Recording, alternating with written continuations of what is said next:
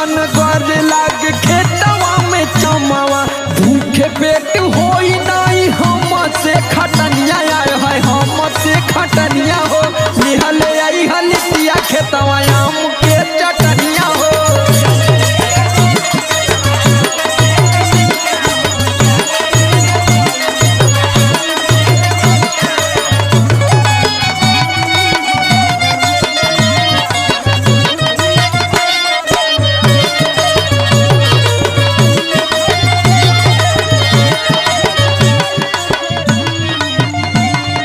जोहत बाड़े खेत में बेचारू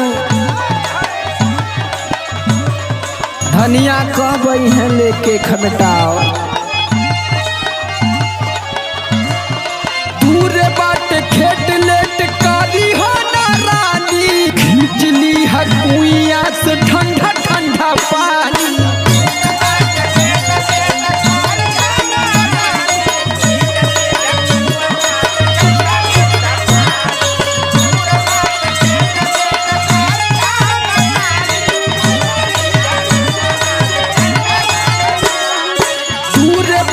खेत लेट कारी हो ना रानी खिंचली हकुआना से ठंडा ठंडा पानी। अरे धनिया कहाँ रह गई हो अब बर्दाश्त नहीं खे हो तोहरे ही